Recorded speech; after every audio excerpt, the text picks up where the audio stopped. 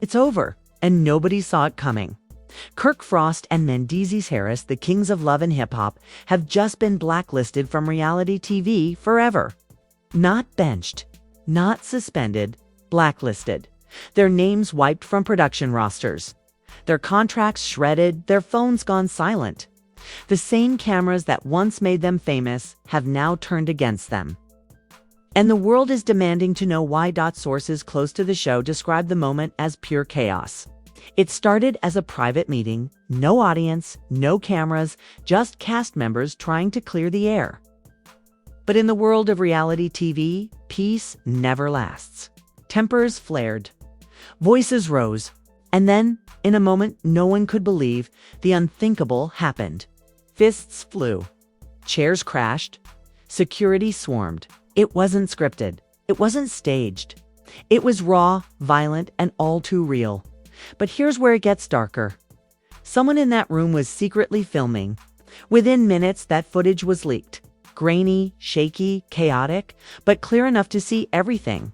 Kirk shouting. Mendeecees lunging. A producer screaming for help. That clip hit the internet like a bomb, exploding across social media. Twitter threads. Reddit theories. YouTube reaction videos. Millions of people replaying every frame, trying to figure out what really went down. And the reactions. Explosive. Fans divided. Half blamed Kirk for losing control.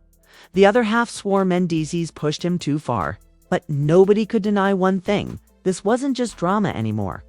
This was destruction. Behind closed doors, networks panicked. Sponsors threatened to pull out. Executives called emergency meetings. And before the night was over, the decision was made. Both men were done, fired, cut off. Blacklisted from every major reality show in the industry. But what if I told you that was only the beginning? Because behind this brawl lies something much bigger. A secret so dangerous, it could shake the entire reality TV empire. Betrayals, secret alliances, power plays, and a plot that might prove neither Kirk nor Mendeecees were the real villains. This isn't just a scandal. It's a war. And trust me, the cameras may have stopped rolling, but the drama, it's just getting started. They say every empire falls, but no one thought it would happen like this for years. Kirk Frost and Mendeecees Harris were the heartbeat of love and hip-hop, two men who embodied everything the show stood for. Fame, money, betrayal, and redemption. Their lives played out like open wounds on screen, cheating scandals, family feuds, business wars, and through it all, they became icons. The kind of stars you love to hate, the kind of names that made people tune in week after week just to see what they'd next. But what the cameras never showed was how deep the rivalry really went. On the surface, Kirk and Mendeecees were professionals, even friends at times. But behind the scenes, a silent power struggle was brewing, one that would eventually consume them both. Insiders say it started years ago when Mendeecees joined the show after serving time trying to rebuild his image. Fans adored his redemption arc. He was real, raw, and charismatic. In every confessional, his words hit with authenticity. He wasn't just another reality star, he was a survivor. And producers loved him for it. Meanwhile, Kirk seasoned, calculating. The businessman of the bunch began to feel something he hadn't felt in years. Competition. He'd carried this show through its messiest moments. His marriage to Rashida had been both a storyline and a legend. Every scandal, every tear, every confrontation, he'd given the network exactly what they wanted. But suddenly, the spotlight wasn't his anymore. Mendeecees was the new face, the new favorite. The balance was shifting, and Kirk felt it slipping through his fingers. At first, it was just subtle tension, little things. Producers favoring Mendeecees for interviews. Social media giving more attention to his posts. Sponsors shifting their focus. Kirk started noticing the difference. Brand deals that once came to him now went to Mendeecees and Yandy. It was quiet, but brutal. In the entertainment world, relevance is everything, and Kirk could feel his slipping away. You could tell it was eating him alive, one crew member said. He'd been the man for so long. Watching someone else take that spot, broke something in him. Meanwhile, Mendeecees was thriving. After everything he'd been through his prison sentence, his public struggles, he was finally back in control. His fan base was growing. His marriage to Yandi was stronger than ever. For the first time in years, he felt like he was winning. But his rise came with a price. The industry loves a comeback story, but it also loves conflict. And every time Mendeecees shined, the producers couldn't resist pitting him against Kirk, the old guard versus the new blood. It started small, shady comments in confessionals, carefully edited tension, a little drama to spike ratings. But reality TV isn't scripted, it's engineered. The producers knew exactly what they were doing. They wanted fireworks, and they got them. They kept feeding both sides, a former assistant revealed. They'd tell Kirk, Mendeecees said this about you. And then they'd go to Mendeecees and say, Kirk thinks you're trying to replace him. It was manipulation at its finest. By the time the cameras stopped rolling each day, the tension had become personal. Kirk started withdrawing from the cast. He avoided Mendeecees on set, barely speaking unless the cameras were rolling. Rashida saw it happening. She'd been through years of drama by his side, and she knew where it was headed. You need to let it go, she warned him one night, but Kirk just shook his head. He's not going to disrespect me like that. Not in my house. On the other side, Yandi was trying to keep Mendeecees calm. You're doing too good to let this mess get to you, she told him. But Mendeecees had that look, the same look he had when he was fighting for his life years ago. He keeps talking like he runs this, Mendeecees said. Somebody needs to remind him who really built this city. The crew could feel the storm brewing. Every table read, every shoot, every press date was like waiting for a match to hit gasoline. And then came the whispers. Someone on the production team leaked that Kirk had been lobbying producers to have Mendeecees cut from next season. He's too unpredictable, Kirk allegedly said. He brings heat, but the wrong kind. When Mendeecees heard about it, he saw red. The betrayal stung, not because it was unexpected, but because it was calculated. From that day on, the tension became war. Social media posts got cryptic. Fans noticed. Is it just me, or do Kirk and Mendeecees hate each other now? One tweet read. Another said, they're too quiet. Something's going on. The fandom could sense the energy shifting long before the fight ever happened. By the time the reunion season was announced, things were already at a breaking point. The producers claimed they wanted to address unresolved issues, but everyone knew what that meant: ratings. They arranged a private taping, a closed-door after-show meant to clear the air before the official reunion. No cameras, no producers, just the cast and a few security guards. But peace was never the goal. The production team knew exactly what they were setting up. When Kirk walked in, the room went silent. He didn't look at anyone, just took his seat, arms crossed, jaw tight. Mendeecees arrived minutes later, smiling, confident, like a man ready for battle. Everyone felt the tension spike. Let's get this over with, someone muttered. And that's when the fireworks began. It started with shade, little digs, sarcastic jabs disguised as jokes. But every word was a knife. Kirk accused Mendeecees of disrespecting him, of running his mouth to producers. Mendeecees laughed it off at first. But then he leaned forward and said something that froze the entire room. You worried about me? Maybe fix your house before you talk about mine, Rashida gasped. Yandi's eyes widened. That line, so casual, so cruel, was the match that lit the fuse. Kirk's face hardened. He stood up, slowly, deliberately, every muscle in his body tight with fury. You got something to say? He said. Say it to my face. Mendeecees didn't flinch. I just did. And that was it. The last moment before chaos.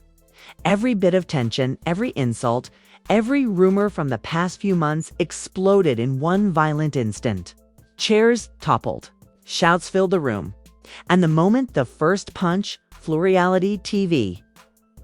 History changed forever, because what happened next wasn't just a fight. It was a scandal that would rip the industry apart. And when the dust settled, it wouldn't just be Kirk and Mendeecees who paid the price. The fallout would shake the entire Love and Hip Hop franchise to its core. The air in that room was poison. You could feel it, the kind of tension that tightens your chest, makes the hairs on your neck stand up. The producers had tried to make it feel safe, setting up a quiet space away from the reunion set. No cameras, no fans, just a circle of couches and a few security guards standing by the door. But safety and love and hip-hop don't belong in the same sentence. What started as a mediation turned into a battlefield, and once that first shove happened, there was no turning back. Kirk's shove sent Mendeecees stumbling back into a chair with a crash that echoed through the room. For a split second, everyone froze, the kind of silence that comes before an explosion. Then Mendeecees lunged, grabbing Kirk by the shirt, and the two men collided in a blur of fists and fury. Security rushed in, but it was chaos, glass breaking, chairs flipping, people screaming. Yandi was yelling for Mendeecees to stop. Rashida was crying out for Kirk to calm down, but neither man could hear anything. Years of ego, jealousy, and resentment were pouring out with every hit. Someone pulled out a phone. Of course they did. Because in this world, no moment is private. Within seconds, that grainy footage was recording the most violent brawl in Love and Hip Hop history. Kirk's hand connecting with Mendeecees' jaw. Mendeecees swinging back, rage in his eyes. Security dragging them apart as crew members shouted for someone to call the producers. And then the moment that changed everything, Mendeecees broke free, picked up a glass from the table and smashed it against the wall just inches from Kirk's head. That sound, sharp, violent, final, sealed their fate. Cut the lights. Get them out. A producer screamed. The room erupted into panic. Kirk was being held back, shouting through gritted teeth, his face red with fury. Mendeecees was dragged the other way, breathing hard, his shirt torn, its expression blank, the kind of blank that hides something darker. The set was a war zone. Broken furniture, spilled drinks, shattered glass, and in the middle of it all, to men who had just destroyed their own legacies. But here's where it gets twisted. While the crew was cleaning up the chaos, someone uploaded that video not later, not hours after, but while it was still happening. Within 30 minutes, it hit social media, Twitter, Instagram, TikTok. The caption read, "Unseen Love and Hip Hop Reunion Fight." Kirk versus Mendeecees producers tried to hide this, and the world lost its mind. The clip spread faster than wildfire. Hashtags like hashtag Kirk vs Mendeecees and hashtag Love and Hip Hop Chaos trended globally within the hour. Reaction videos flooded YouTube. Fans were divided, arguing in real time. Kirk had it coming. One user wrote, "Mendeecees crossed a line that glass could have killed someone." Said another, "Within hours." The fight had gone from secret footage to the viral event of the year. And while the world was watching, the network was burning. Executives scrambled to pull the clips down, issuing copyright strikes. But it was too late. Once it's online, it's forever. A source from inside the network leaked that sponsors were threatening to back out, terrified of being associated with violence. This isn't reality TV anymore. One executive reportedly said in a leaked email, "This is criminal." Kirk and Mendeecees were both called in the next morning, separate rooms, separate meetings, same verdict, termination, effective immediately. No chance to explain. No statement allowed. Their contracts were voided on the spot. "You're done," the producer told Kirk flatly. "This kind of behavior, it's over for you." Kirk didn't even blink. He just sat there, jaw clenched, eyes cold. "You used me for years," he finally said, "and now you want to act like you didn't build this mess." Meanwhile, across town, Mendeecees was losing it. "You're firing me. After everything I've done for this show?" he snapped. Yandi was right beside him, her face twisted in disbelief. "You can't just erase us," she said, but they could, and they did. By the end of that day, their faces were wiped from promotional materials. Their social media mentions scrubbed from the official accounts. It was like they never existed. That night, Kirk sat at home, pacing, furious. Rashida tried to calm him down, but he couldn't stop thinking about the video, the humiliation. The way people were laughing, judging, dissecting his every move. "They think I'm done," he said, his voice shaking with anger. "I built this damn show. Without me, there is no love in hip-hop." Rashida looked at him quietly and said, "Then prove them wrong." At the same time, across the city, Mendeecees was spiraling. His phone wouldn't stop buzzing. Calls from friends, texts from reporters, DMs from fans asking for the truth. But the truth was the last thing he wanted to face. "They made me look like a monster," he muttered, scrolling through the chaos online. Yandi, ever the strategist, saw an opportunity. "Then we tell our story," she said. Before they twist it, but while both men were plotting their next moves, the real story was brewing somewhere deeper in boardrooms. In emails, in whispered conversations between executives. Because while the public thought this was about a fight, insiders knew something else was at play, something bigger. A former production assistant later claimed that the decision to blacklist Kirk and Mendeecees had been made before the fight even happened. That meeting wasn't to clear the air, the source said. It was to push them over the edge. They wanted a meltdown, something explosive enough to justify cutting them loose. If that's true, then the entire event wasn't just an accident, it was a setup. A calculated takedown, orchestrated by the very people who had profited off their chaos for years. And here's the twist: the leaked footage that went viral. It didn't come from a cast member's phone. It came from a crew device. Someone inside production leaked it deliberately, framing the narrative before either of them had a chance to speak. That clip didn't just show the fight, it showed exactly what the producers wanted the world to see. Two black men out of control. Violent, unhinged. It wasn't reality, it was propaganda. When the truth began to trickle out, the internet lost its mind all over again. Fans started digging, comparing angles, syncing audio clips, realizing that parts of the video had been cut. They edited it, one fan tweeted. "They're hiding something." Suddenly, sympathy began to shift. Maybe Kirk wasn't the aggressor. Maybe Mendeecees had been provoked. Maybe both of them were pawns in a game bigger than either could imagine. But the damage was done. Their reputations were shattered, their names radioactive in the industry.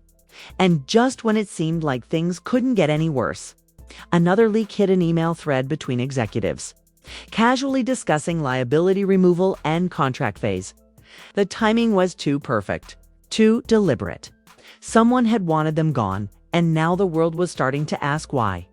Kirk and Mendeecees had no idea that while they were fighting each other, someone else had been pulling the strings all along. And that's the real twist. This wasn't just about ego or violence. It was about control, money, and power. And by the time they realized it, the empire they'd built had already turned to dust beneath their feet. But the most shocking revelation was still to come. A secret buried so deep in the love and hip-hop archives that when it finally surfaced, it would rewrite everything we thought we knew about this scandal. The calm after the storm was a lie. Within days of the fight, the entertainment world was spiraling. Every gossip site had the clip pinned to its front page. Every talk show had an opinion. Every celebrity blogger was milking the scandal for clicks. But what none of them realized was that the footage was only the fuse. The explosion hadn't even begun yet. Behind the scenes, lawyers were circling, executives whispering, and publicists fighting to contain the damage. Kirk and Mendeecees were silent officially. But silence in the age of social media only breeds curiosity. Fans began piecing together timelines, comparing audio, matching outfits, discovering that the leaked video was missing at least 2 full minutes of action. 2 minutes. What happened in that gap? Who cut it and why? Then came the leak that changed everything. A private email thread between senior producers accidentally surfaced online. The subject line read, "Crisis Control, Kirk Mendeecees Incident." Buried halfway down the chain was one line that froze the industry. "We got what we needed.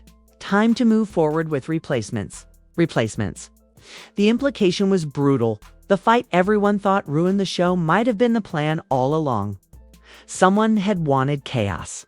Someone had staged the entire confrontation to justify cleaning house and rebooting the franchise with fresh blood. Fans went feral. Twitter turned into a courtroom. They set them up. One tweet screamed. They wanted to paint them like monsters so they could reboot cheaper. Wrote another. Hashtags flipped overnight. Hashtag justice for Kirk. Hashtag free Mendeecees. Hashtag love and hip hop exposed. Comment sections flooded with outrage. Bloggers called it the biggest reality TV conspiracy since the Survivor manipulation rumors. Meanwhile, inside their homes, the two men who'd once been enemies were watching the same storm build on opposite sides of the city. Kirk sat in his living room, phone glowing with mentions, anger mixing with vindication. "They used us," he muttered. Rashida nodded slowly. "And they think we're just gonna take it?" she asked. His eyes hardened. Not this time. Across town, Yandi had her laptop open, scrolling through hundreds of fan messages demanding answers. Mendeecees leaned over her shoulder, the glow from the screen painting his face in cold blue light. "Look at this," Yandi whispered, reading aloud a fan theory that the producers had intentionally edited out footage of a third person in the room. It's a producer who allegedly provoked the argument. Mendeecees frowned. "You think that's true?" She turned to him. "In this business, anything's true if it makes money." Within 48 hours, anonymous crew members started speaking out to entertainment blogs. One claimed that during the meeting, a producer had whispered something to Kirk moments before the fights, something that made his expression change instantly. Another source alleged that security had been told not to step in too quickly. "They wanted a reaction," the source said. "They wanted chaos on tape." Then came the bombshell, the missing 2 minutes of footage. A hacker-style account on Reddit posted what it claimed was the uncut version. It showed a producer stepping between the two men, smirking, and saying, "You're gonna let him call you that?" Before backing away, then bang the shove. Before backing away, then bang the shove. The internet lost its collective mind. Screenshots flew everywhere. Commentators dissected every frame like forensic scientists. They provoked it. Fans shouted. They built the whole season around destroying them. As the truth spread, so did the panic inside the network. Statements were drafted, retracted, rewritten. Executives hid behind vague PR language about ongoing reviews. But the public had already decided Kirk and Mendeecees weren't villains, they were victims. And that's when the power shift began. The two men who'd nearly destroyed each other suddenly found themselves on the same side. Late one night, Kirk called Mendeecees. There was a pause before either spoke. Finally, Kirk said, "You saw that clip?" "Yeah," Mendeecees replied. "They played both of us." "Then maybe," Kirk said, voice low, "it's time we play them back." That single call marked the beginning of a new alliance, the unlikeliest one imaginable. Enemies turned partners, united by betrayal. Rashida and Yandi didn't trust it at first, but they knew the score. "They want a scandal?" Yandi said. "We'll give them one they can't control." Over the next few weeks, subtle posts began to appear on both couples' social media, cryptic quotes. Half-hidden photos, captions like they told you one side of the story. Now, hear ours. Engagement soared. Fans were hooked again, desperate for their comeback. But the networks weren't done playing defense. A new wave of stories began appearing on gossip blogs, anonymous tips accusing Kirk of financial fraud. Mendeecees of violating contracts, claims that both men had been impossible to work with. It was smear campaign season. And the timing was too precise to be coincidence. Insiders whispered that the leaks came from an outside PR firm hired by the network to neutralize narrative damage. In other words, silence them before they could fight back. But the move backfired spectacularly. The more they tried to bury the truth, the bigger the story became. Celebrities began weighing in. Cardi B tweeted, "Reality TV stay exploiting PPL, then act brand new when the drama to real SMH." Jocelyn Hernandez posted an Instagram story saying, "Producers love to push buttons till somebody snaps." been there? Even mainstream outlets like Entertainment Tonight and The Shade. Room picked it up. Suddenly the scandal wasn't just about two men fighting, it was about the entire reality TV machine. Headlines screamed, "Are producers pushing stars to the breaking point?" And the dark side of reality fame. For the first time, the public wasn't laughing at the chaos, they were questioning it. Kirk and Mendeecees saw the window of opportunity opening and leaped. They scheduled joint interviews, shocked to everyone who knew their history, and told their story with cinematic precision. They didn't shout. They didn't beg. They revealed. Kirk said, "You think those scenes just happen?" They set M up. They build pressure till someone breaks. Then they call it entertainment. Mendeecees added, "We were pawns. They made millions off our pain. When we stopped giving them blood, they cut us off." The interviews went viral overnight. Fans flooded comment sections with support. They exposed the whole game. One user wrote, "Reality TV ain't real, it's exploitation." Their narrative had flipped completely from disgraced to defiant, from fired to freedom fighters. But just as the tide was turning, something new surfaced: a folder of documents. LHHATL, showing that the network had offered hush money settlements to multiple former cast members in exchange for NDAs. Names were redacted, but insiders swore Kirk and Mendeecees were on the list. If those documents were real, they proved that the network had known for years about unethical production tactics and was willing to pay to keep them quiet. Within hours, the FBI was reportedly looking into potential labor violations. Sponsors froze partnerships. The show's next season was postponed indefinitely. The empire that had built itself on scandal was now collapsing under its own weight. And in the middle of the chaos stood Kirk and Mendeecees, blacklisted. Yes, but suddenly holding more power than ever. The same industry that erased them was now terrified of what they might say next. Still, behind their brave faces, something darker brewed. Because if those documents were authentic, someone had leaked the demand that someone wasn't a fan. There was a mold deep inside the network feeding the fire. Who was it? A rogue producer seeking revenge? A whistleblower tired of the lies? Or one of their own allies playing both sides for attention? No one knew yet. But one thing was certain: this scandal wasn't over. It was evolving, growing, mutating into something even more dangerous. The game had changed. The hunted had become the hunters. And the industry that once thrived on controlling its stars was now watching them take control for the first time. But with power comes risk, and the next twist would prove that not everyone wanted the truth to come out alive by the end of the week. The scandal had eaten the internet alive. It wasn't just gossip anymore. It was culture war material, the kind of story people argued about at work and in group chats. You couldn't scroll without seeing Kirk Frost's name beside Mendeecees Harris's in bold red headlines. "Blacklisted," they screamed. Reality TV's darkest secret exposed. On Twitter, timelines split into factions. Team Kirk, Team Mendeecees. Team canceled the network. Hashtags multiplied like wildfire. Hashtag justice for reality stars. Hashtag boycott LHH. Hashtag they played Kirk. Hashtag they framed Mendeecees. Every few minutes, new leaked receipts appeared, screenshots of texts, snippets of unseen footage, anonymous DMIs from former staff. Most of them were fake, but nobody cared. In the age of outrage, truth didn't matter, emotion did. Fan spaces turned into battlefields.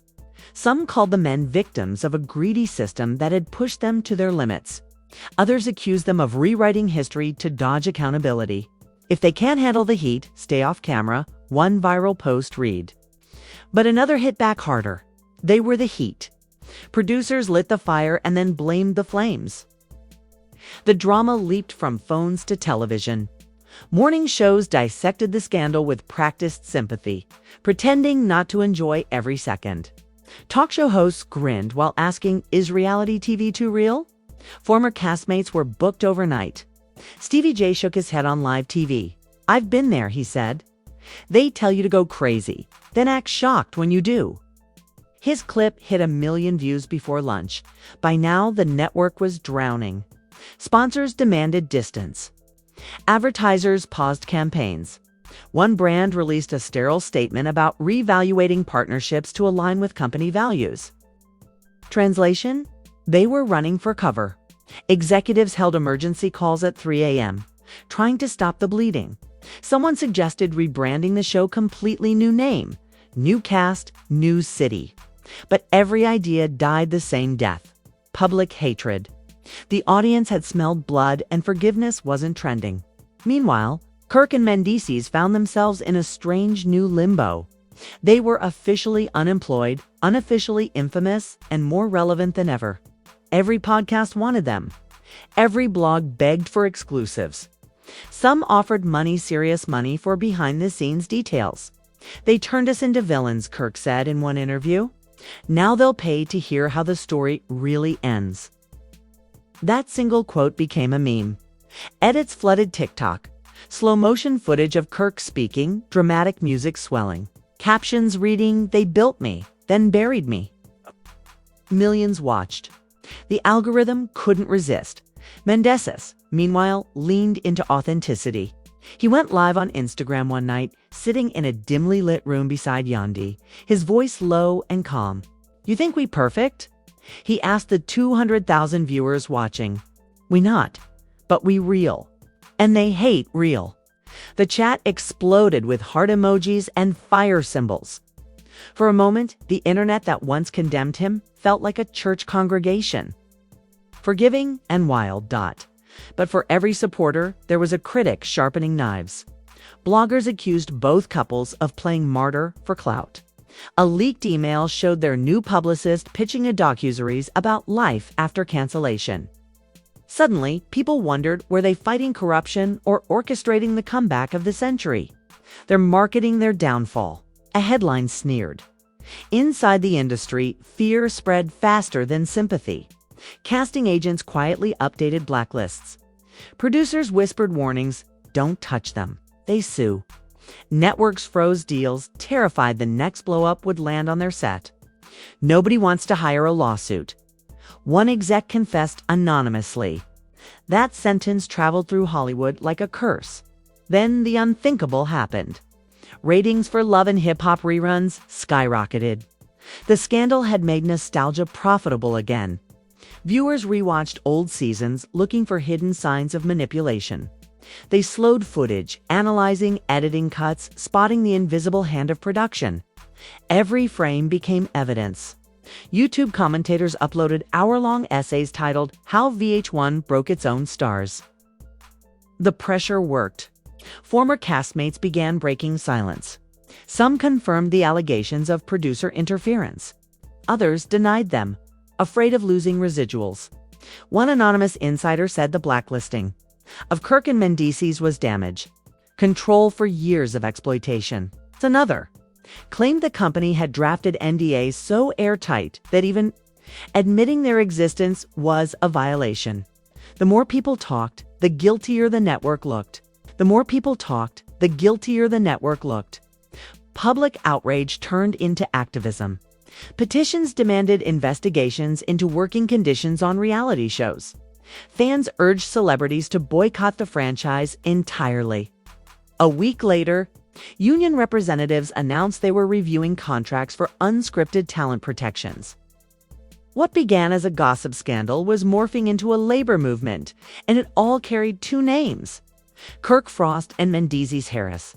Yet, for all the attention, both men felt the same thing gnawing inside: uncertainty. Fame without a platform is like fire without oxygen. How long before the crowd moved on to the next controversy? Kirk tried to stay strategic. He met with lawyers, floated the idea of suing for wrongful termination and defamation. Rashida wasn't convinced.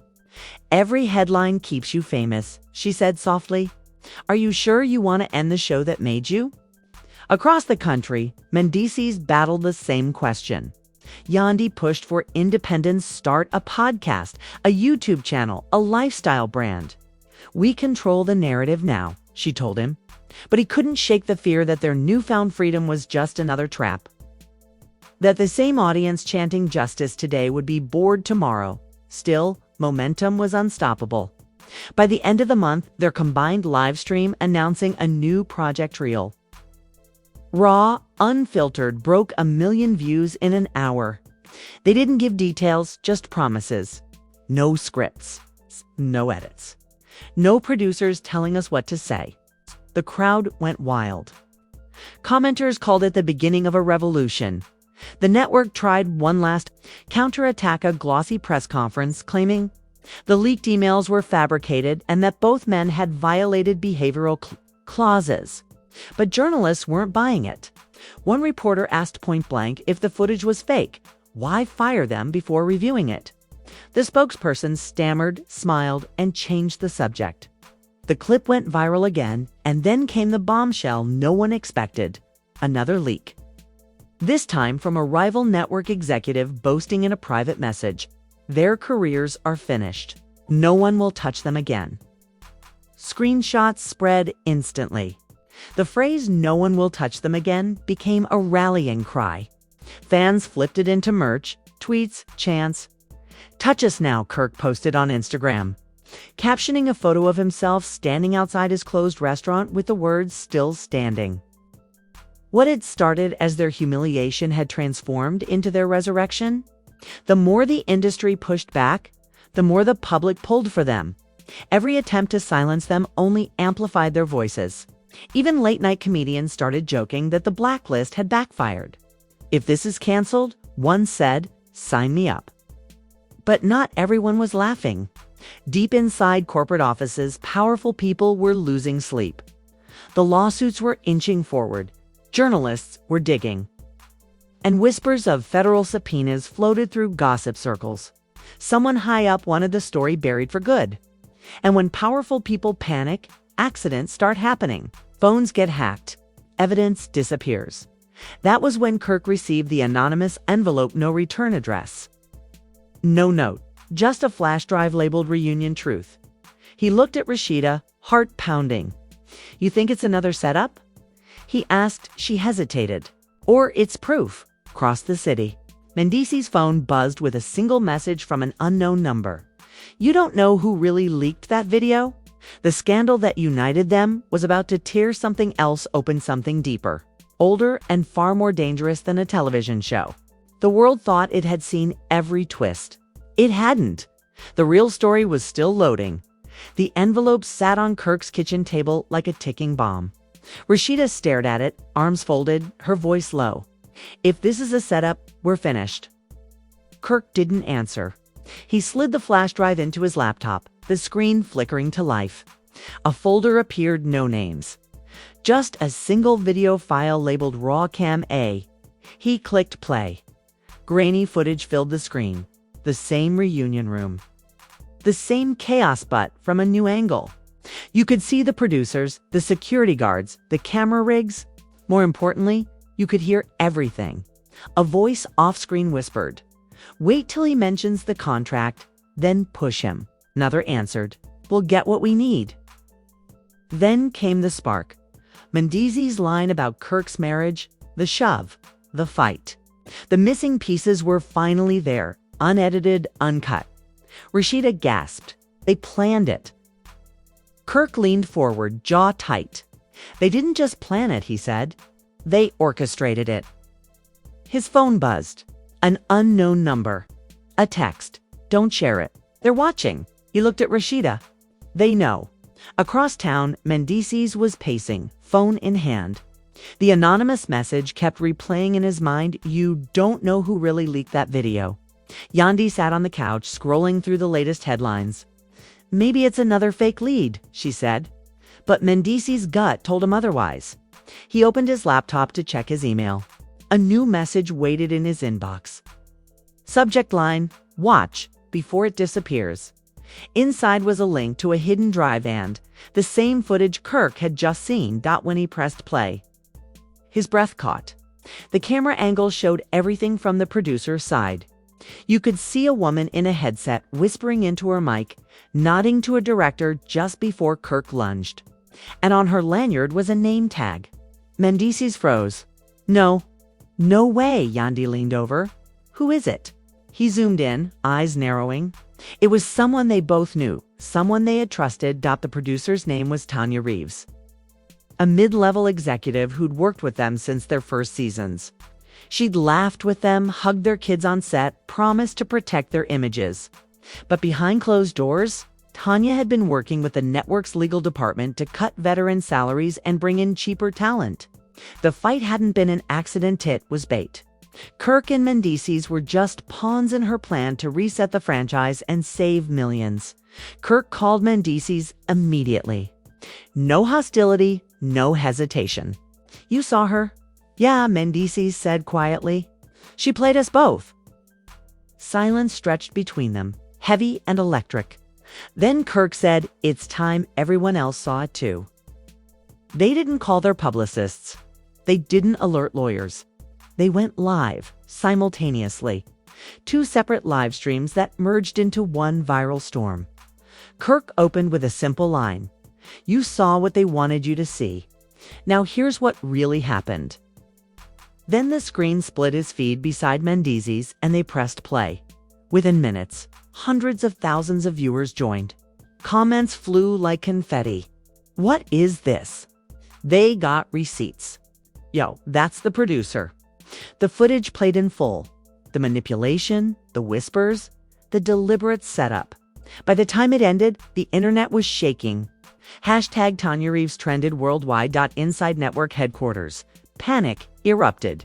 Phones rang nonstop. Executives shouted orders. Someone yelled, "Kill the stream!" But it was too late. Once truth hits the web, it's immortal. Bloggers clipped it, fans re-uploaded it, journalists downloaded backups. The empire's control shattered in real time. Tanya tried to defend herself, claiming the footage was doctored. Then, another clip surfaced, security cam audio of her bragging to colleagues weeks earlier. Watch. They'll destroy each other and we'll rebuild from the ashes. The confession was undeniable. She was done. Yet as triumphant as it felt, something strange happened. Kirk's feed glitched, static, pixelated lines tearing across the screen. He frowned, tapping keys. Then the image flickered and changed. A new video appeared, one he hadn't uploaded. Black background, white text. You think Tanya acted alone? The chat exploded. What is this? Hacked. The text vanished, replaced by a distorted voice. She was following orders. Look higher. Then the stream cut to black. Mendeecees stared at his phone, stunned. Did you see that? Kirk nodded slowly. They're trying to scare us. But deep down, he knew it wasn't just intimidation. Someone else was pulling strings, a bigger hand behind the curtain. That night, both families stayed up, lights off, blinds drawn. Rashida kept checking the windows. Yandi kept refreshing social media. The internet was ablaze with theories. Secret investors, corporate cover-ups, government involvement. Every minute brought new leaks, new rumors. The truth had escaped containment. Then, just after 3 a.m., Kirk's doorbell rang. He froze. On the porch sat a thick manila envelope. No name, just a logo from the very network that had fired him. Inside were dozens of documents, internal memos, budget reports, NDAs, and one chilling email chain dated weeks before the reunion.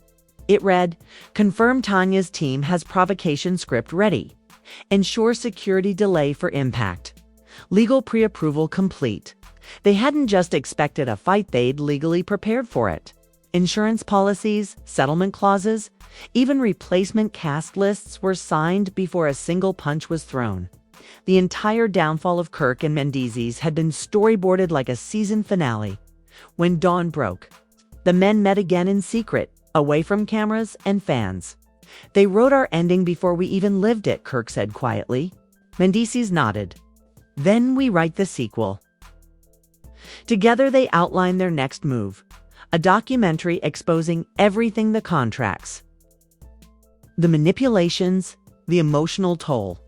They would fund it themselves, film it independently, and release it straight to streaming. No edits, no lies, Yandi said.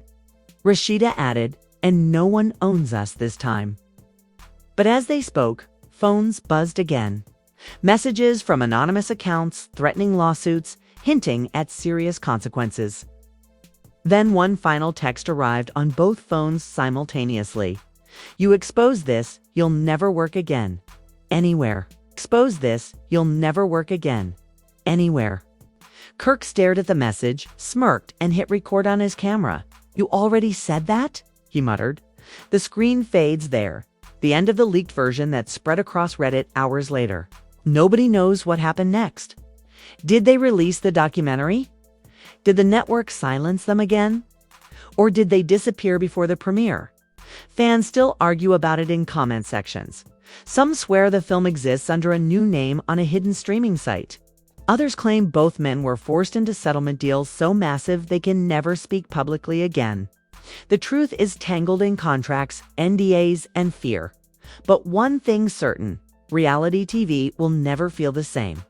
Two men walked into a reunion to save their legacies and uncovered an empire built on exploitation. And though the cameras stopped rolling, the story refuses to end. Because somewhere out there, someone still has the full footage, the version that shows who was really behind it all, and when that truth drops, it won't just end careers. It'll end everything. So what do you think really happened? Was Tanya Reeves just a pawn? Or is there a shadow network still pulling the strings behind every so-called reality moment you see on TV? The footage, the leaks, the threats, none of it adds up unless someone higher up wanted it this way. And if they were willing to destroy Kirk Frost and Mendeecees Harris, who's next? Which star will be the next sacrifice in this machine that feeds on chaos and calls it entertainment? Right now, the internet is divided. Some swear the documentary exists, buried somewhere online under a fake title. Others claim the networks paid millions to erase it. But ask yourself, there was nothing to hide. Why all the silence? Why the fear?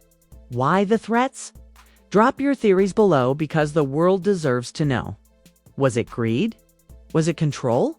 Or was it revenge for two men who dared to speak the truth? Every comment, every share, every voice keeps this story alive. Maybe that's exactly what the networks are afraid of. Hit that like button if you think the truth should never be edited. Subscribe if you want the real version, not the one written by producers in back rooms. Because this story isn't over. There are still files sealed away, people still hiding, contracts still bleeding, secrets waiting to explode. And when the next leak drops, you'll want to be here first. Turn on notifications, stay locked in, and keep your eyes open. Because in this world, the credits never really roll. There's always another clip, another message, another truth waiting to surface. And when it does, might finally reveal who's been directing the chaos from the shadows all along. This is bigger than a fight. Bigger than two men. It's the story reality TV never wanted you to see on, trust me. The next chapter is going to make this one look tame. Stay tuned. The truth is coming.